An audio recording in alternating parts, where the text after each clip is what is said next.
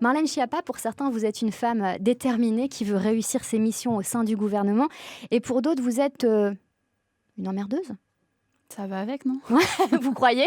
Ouais, je crois. Ouais. Est-ce que les féministes sont des emmerdeuses?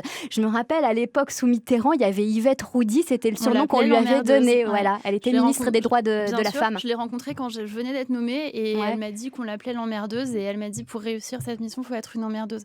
Alors moi, j'en sais rien, mais ce que je peux vous dire, c'est que c'est pas par plaisir. C'est-à-dire que je me réveille pas le matin en me disant qui je vais emmerder aujourd'hui.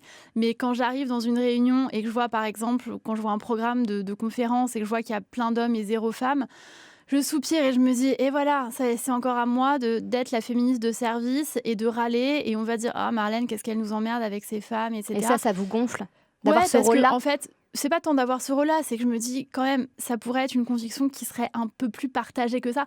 Parfois, j'entends dire l'égalité femmes-hommes, c'est un combat consensuel. Mais non, ça l'est pas. Genre, il y a des centaines de milliers de harcèlements sexuels et d'agressions sexuelles par an en France.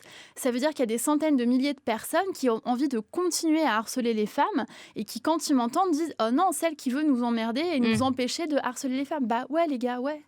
Donc vous l'assumez, quoi? Oui. Ça fait partie de votre fonction. C'est ça, c'est le job. Je suis un peu payée pour ça. Retrouvez tout France Bleu sur francebleu.fr.